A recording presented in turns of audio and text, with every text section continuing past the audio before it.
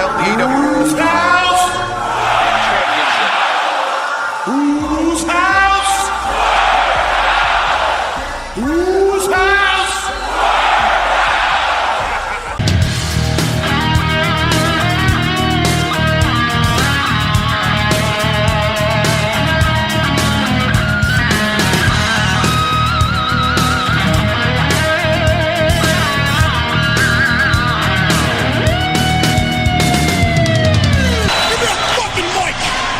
What is going on? Welcome to No Chill Promos. How y'all doing? Again, back again. Want to wish you guys Happy New Year's Eve to Happy New Year's. And real quick, I just gotta thank you guys. You know, I'm not gonna do the typical intro like I usually do, but I just want to say thank you for being that 1%. Right? Because I seen this comment. This a random Albert Preach video. Essentially, 80% of people in the world don't care about you. 19% hate you off rip. Right? And then there's that 1%. That 1% that cares about you. And that's you guys. You know, all 328 of you and all the follows on Rumble as well. You know, I thank you guys. Like I said, I went from having 0 back in May to now having over 300 and having over 60k views on this channel. That's crazy. And my most successful video so far was that Hurt Business. And so much for that. I'll talk about AEW later on this week. Again, I just gotta say thank you guys. Hopefully moving forward to 2025, it'll be even better. Right? More subs I get, more engaging content I can do for you guys, like the tier lists and the Mount Rushmores and the all-star teams and all the concepts I want to do. No, but I don't have the subs to do it right now, so I want more engagement when I do those videos. But it's only a matter of time. Alright? So with that said, let's get into it. And try to get this up before the year is out, but want to end on a good note, basically, with the best wrestler in 2024. In my opinion, this was kind of close, I'm not gonna lie, because at first I was gonna go with this individual, then I thought to myself, I'm like, nah, I gotta give it to who's house? Swerve Strickland. In my opinion, this was his year, 2024. From finally becoming the first black AEW World Champion. Yeah, I'm not gonna listen to fucking Bobby Lashley and be like, oh, we normalized that. Like, how can you normalize something you haven't had? Right? You just fucking got here. How the fuck are you gonna say that? And no, the only thing that AEW normalized is jobbers, right? Mid-carders. That's the only thing I fucking see. Alright, like you got Okada and you put that dude straight to mid-card purgatory. Not the face of New Japan. And he hasn't become the AEW World Champion yet. The fuck out of here. But at least with Swerve Strickland, it's a step in the right direction. Right, he went over on Samoa Joe. It was a good match. Joe did the honors. Big ups to him. You know, him being that was it like a Yakuza, that Hawaii shit. Big ups to him. Alright, for doing the J.O.B. He had Swerve becoming the AEW World Champion.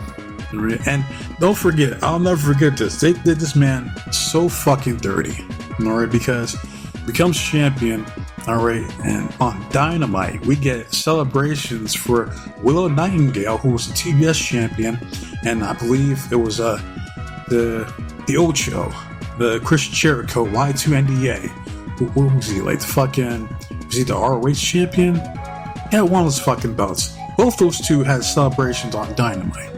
But your AEW World Champion, nah, he gets a celebration on Collision.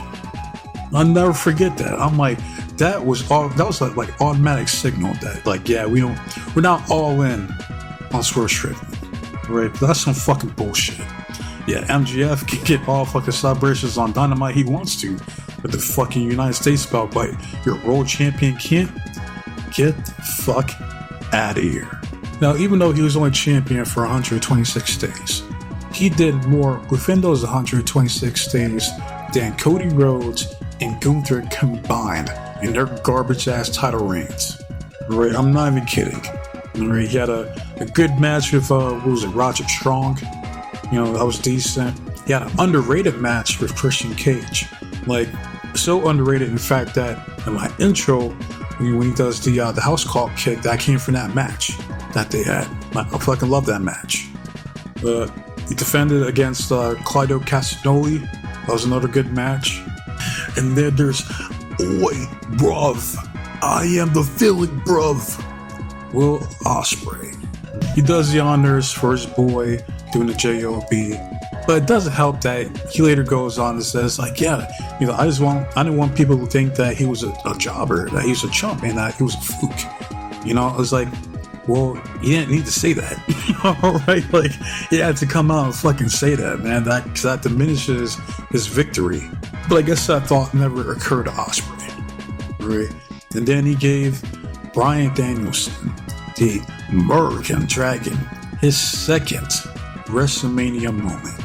All in, right? That's another match of the year contender. All right, great match. All right, like, I'm not gonna lie, I wanted Danielson to win.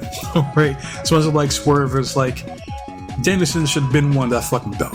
All right, so he's gonna win it at some point. It just unfortunately came at the expense of Swerve Strickland. Like, did Swerve drop the belt too soon? Absolutely. All right, but hopefully in the near future he'll get it back and become a 2-time or 3-time AEW World Champion. And there's no reason why he can't be, because you got someone like fucking Mickey Mox, John Moxley, who's a 4-time AEW World fucking Champion in 5 years. Within 5 years. Like, god damn. So I ain't trying to hear that shit. He then finishes his feud, which was easily, in my opinion, the feud of the year, with Adam Hangman Page. Alright? And here's the thing about this feud, it's like, because both these guys are pieces of shit. Alright? There is no babyface, there is no heel. Because they're both criminals. Alright? You got one dude being these, breaking into babies' rooms, and you got the other dude committing arson on national television. So you don't know who to go for. Alright? And that's the beauty of it, right? But at the end, Adam Hangman Page gets his revenge because technically Swerve did start it, right? Like, which drove Adam Page to the brink of insanity, right? So he gets his comeuppance. They had a great match, a lot of insane spots in that match, in the chair shot. The chair shot heard around the world. Man, it's like, man, do I fucking miss chair shots to the head, man. God, I miss that shit. It was like, I know I get it because, the CTE and all that shit. But every now and again, I'll like to see a chair shot to the top of the fucking head. Like, just stick your fucking hand up like how they used to do to block the damage. Alright? That's what I want to see. I miss chair shots so much, man. So that match has a special place, this year. Alright? But yeah, the feud, that was easily the best feud in 2024. Was Swerve Strickland and Adam Page. He then goes and has the match of the night with the almighty Bobby Lashley at Full Gear. That match was excellent. Even though I wanted Bobby just flat out squash Swerve, but they gave Swerve a good amount of offense, and even though Bobby pretty much dominated the whole match, as he should have. Right, but yeah, that was easily the best match in that Full Gear pay-per-view. That match was on that card. Honestly, even with that match on that card, that's one of the weakest pay-per-views of the year. That might be the weakest from AEW, to be honest. Right, but yeah, that match saved that fucking pay-per-view.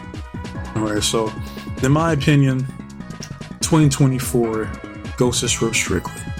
Alright, now the runner-up, I would say, goes to the American Dragon, Bryan Danielson, because I was this fucking close to giving best wrestler of the year to Bryan Danielson. It's so fucking close, because I do believe that Bryan's match with Ospreay was better than Swerve's match with Ospreay, especially when he hit that psycho knee in the midair, I'm like, that should have been the fucking finish.